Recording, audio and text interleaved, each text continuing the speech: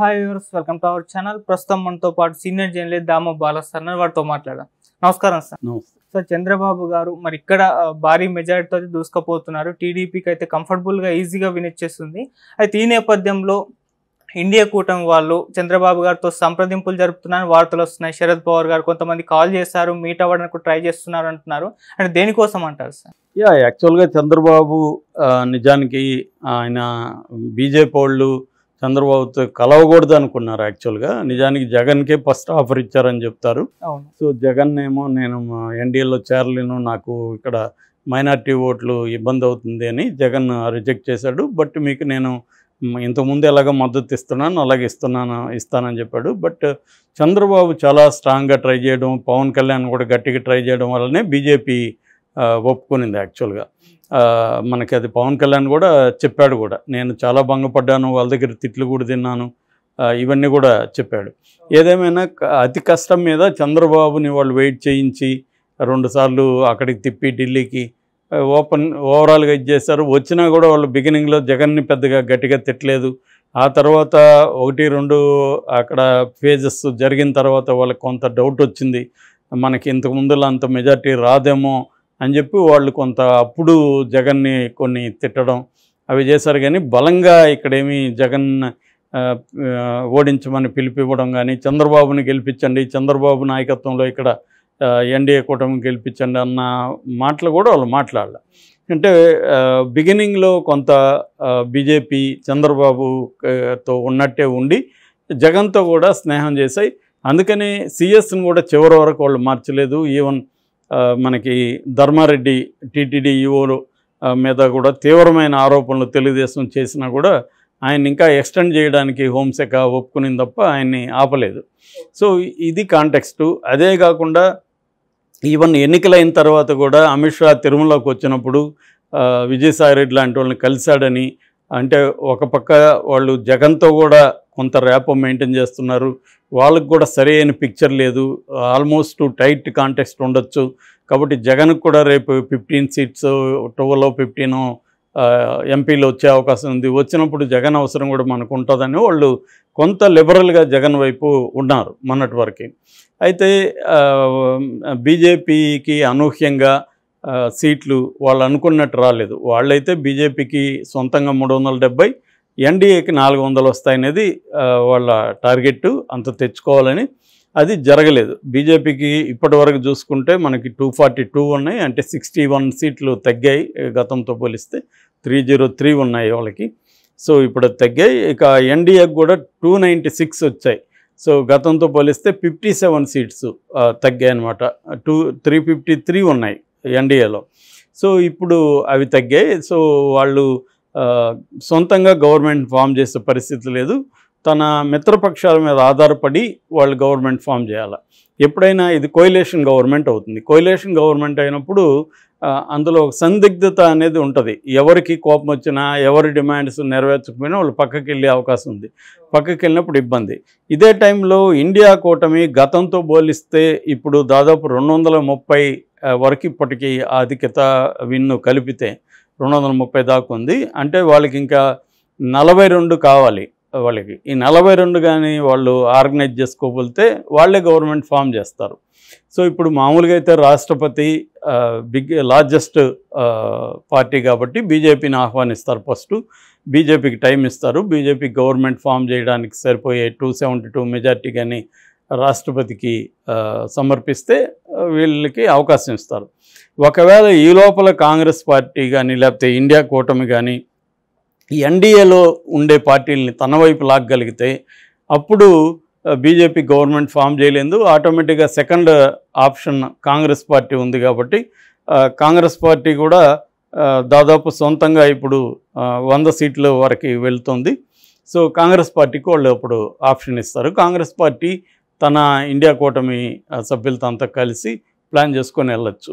So అందుకోసం ఇప్పుడు India కూటమి ఏం చేస్తున్నారంటే, ఎన్డీఏలో బలమైన మిత్రపక్షాలు 2 ఉన్నాయి. ఒకటి చంద్రబాబు 16 సీట్లు ఆయనకి సొంతంగా వచ్చే అవకాశం క్లియర్గా కనిపిస్తుంది. రెండవది నితీష్ కుమార్ ఆధ్వర్యంలో ఉండే జేడీయూ జనతాదళ్. ఈ జనతాదళ్కి వాళ్ళకి 14 సీట్లు వచ్చే అవకాశం ఉంది. ఇది కాకుండా శివసేనకి ఒక 10, ఎన్సీపీకి శరద్ పవార్ అదే అజిత్ పవార్ పార్టీకి ఒక 7. సో అవి ఒక 2 కలిపితే 17 ఉన్నాయి. సో ఇప్పుడు శరద్ పవార్ అజిత్ పవార్ని కూడా ఏమన్నా లాగుతాడా అనేది కూడా అక్కడ జరుగుతుంది. అట్లాగే శివసేన కూడా జంప్ అవ్వడానికి గ్యారంటీ లేదు. అలాగే ఏమన్నా జరిగితే అంటే నితీష్ కుమార్ ఏమో ఏ పార్టీలో ఉంటాడో ఏ కూటమిలో ఉంటాడో ఆయనకి తెలియదని ఆయన మీద జోకులు ఉన్నాయి. మొన్నటి వరకు ఇండియా కూటమిలో ఉండి మొన్ననే సడన్గా ఇటు జంప్ అయ్యాడు. మళ్ళీ అటు జంప్ అవడానికి కూడా గ్యారంటీ లేదు. రేపొద్దున నితీష్ కుమార్కో లేదా చంద్రబాబుకో ఉప ప్రధానమంత్రి ఇంకొక పోస్టు ఆఫర్ చేస్తే కీలకంగా మీరు ఉంటారు, మీరే ఇండియా కూటమికి కన్వీనర్గా ఉండమనం ఇంకోటి చెప్పగలిగితే అప్పుడు చంద్రబాబుకి ఆ కూటమిలో దాదాపు ప్రధానమంత్రికి ఉండే రోలు ఉండే అవకాశం ఉంది. మోడీ కూటమి కంటే కూడా ఆ కూటమి బెటర్ అని చంద్రబాబు భావించవచ్చు. ఎందుకంటే ఇక్కడ ఆంధ్రప్రదేశ్లో మోడీ అవసరం లేదు చంద్రబాబుకి. సో రేపొద్దున రెండవది ఏంది, వాళ్ళు ఇండియా కూటమి ప్రత్యేక హోదా ఆఫర్ చేస్తారు. ప్రత్యేక హోదా మేము ఆంధ్రప్రదేశ్కి ఇస్తామనేది గతంలో కూడా చెప్పాడు. రాహుల్ గాంధీ ఫస్ట్ సంతకం అదే చేస్తానన్నాడు. కాబట్టి చంద్రబాబుకు కూడా ఇప్పుడు ఇట్లా బీజేపీని వదిలేసిపోతే ఇబ్బంది అంటే ఇబ్బంది ఏం లేదు. ఎందుకంటే రాష్ట్ర ప్రజలకు కూడా అతను ఏం చెప్తాడంటే నాకు రాష్ట్ర ప్రయోజనాలు ముఖ్యం, కూటమి ముఖ్యం కాదు. సో రాష్ట్ర ప్రయోజనాల కోసం ప్రత్యేక హోదా కాంగ్రెస్ లేదా ఇండియా కూటమి ఇస్తానంటుంది కాబట్టి నేను ప్రత్యేక హోదా రాష్ట్రం కోసం నేను షిఫ్ట్ అవుతున్నాను అనేది చెప్పేయచ్చు. సో చెప్పేసినప్పుడు చంద్రబాబు అటు వెళ్ళే అవకాశం ఉంది. అందుకనే వాళ్ళు ఏం చేస్తున్నారంటే చంద్రబాబుని లూరు చేసేదానికి ట్రై చేస్తున్నారు. ఎందుకంటే చంద్రబాబు కూడా బీజేపీ గురించి తెలుసు. బీజేపీ ఇప్పుడు మంచిగా ఉంది కానీ గతంలో బీజేపీకి తెలియకుండా జగన్ అరెస్ట్ చేస్తాడా? లేదు. క్లియర్గా బీజేపీ గేమ్స్ ఆడింది అనేది చంద్రబాబు కూడా తెలుసు. విధి లేదు కాబట్టి బీజేపీతో వెళ్ళాడు ఆయన. సో దానికంటే బెటర్ అనుకున్నప్పుడు అంటే రాష్ట్రానికి బెటరు, రెండో తనకు వ్యక్తిగతంగా కూడా కేంద్రంలో చక్రం తిప్పే అవకాశం బీజేపీ కూటమి కంటే దీంట్లో ఉండే అవకాశం ఉన్నిందనుకో. ఎందుకంటే ఆయనకి అందరితో కూడా అక్కడ క్లోజ్ ఫ్రెండ్షిప్ ఉంది. ఇటు మమతా బెనర్జీ కావచ్చు, ఖర్గే కావచ్చు, డీకే శివకుమార్ కావచ్చు. సో ఆ కూటమిలో ఉండే వాళ్ళంతా కూడా ఆయనకు ఉంది. సో ఆయన మేనేజ్ చేయగలడు. అందుకని ఇప్పుడు ఆయన్ని ఇటు కేసీ వేణుగోపాల్ కాంగ్రెస్ నుంచి, ఇటు శరద్ పవార్ చంద్రబాబుని కాంటాక్ట్ చేశాడని చెప్తున్నారు. సో వాళ్ళు కానీ కాంటాక్ట్ చేసి వాళ్ళ ప్రపోజల్స్ క్లియర్గా పెట్టగలిగితే చంద్రబాబు అటు షిఫ్ట్ అయినా ఆశ్చర్యం ఏం లేదు. ఎందుకంటే ఆయన క్లియర్గా వీళ్ళు ఎప్పుడు ప్రత్యేక హోదా ఇస్తామని ఇప్పటివరకు ఎప్పుడు హామీ ఇవ్వలేదు. ఈవెన్ బుందేల్ఖండ్ తరహా ప్యాకేజ్ కూడా ఇవ్వలేదు. ఇప్పుడు కానీ చంద్రబాబుకి ఏంటంటే ఇది ఒక గోల్డెన్ ఆపర్చునిటీ వచ్చింది చంద్రబాబుకి. ఇది నిజానికి ఊహించలేదు ఈ స్థాయిలో. సో దీన్ని నిలుపుకొని లోకేష్ని నెక్స్ట్ సీఎం క్యాండిడేట్కి ప్రకటించి నెక్స్ట్ 2029కి కూడా సుస్థిరంగా తెలుగుదేశాన్ని ఏర్పరచుకోవాలనుకుంటే చంద్రబాబు ఏదో ఒక రెవల్యూషనరీగా ఆంధ్రప్రదేశ్ ప్రజలకు చేయాలి. ఇప్పుడున్న పరిస్థితుల్లో చంద్రబాబు దగ్గర డబ్బులు లేవు, ఆల్రెడీ అప్పులు ఎక్కువ ఉన్నాయి. రెండోది చంద్రబాబు ఇచ్చిన హామీలు నెరవేర్చాలంటే కూడా 1,50,000 కోట్లు పర్ ఇయర్ అవసరం అవుతుంది. ఆల్రెడీ రెండోది ఏంటంటే అమరావతిని డెవలప్ చేయాలి ఆయన, దానికి డబ్బులు లేవు. సో ఇవన్నీ కావాలంటే కేంద్రం అనేది తనకి బాగా ఆదుకోవాలి. అంటే ఏదన్నా ఇట్లా కంప్లీట్ ఒక ప్రత్యేక హోదా కానీ వచ్చిందనుకో చంద్రబాబు చరిత్రలో నిలిచిపోతాడు. ఆంధ్రప్రదేశ్కి ప్రత్యేక హోదా తెచ్చిన నాయకుడిగా చంద్రబాబు స్థానం సుస్థిరమైపోతుంది. సో అది బీజేపీతో సాధ్యం అయ్యేట్టుగా కనబడలేదు, ఈ ఇండియా కూటమితో సాధ్యమయ్యేట్టుగా కనిపిస్తుంది. సో అలాగే జంప్ అయ్యే అవకాశం ఉంది. అందుకనే అమిత్ షా కూడా జగన్కి ఫోన్ చేశాడని చెప్తున్నారు.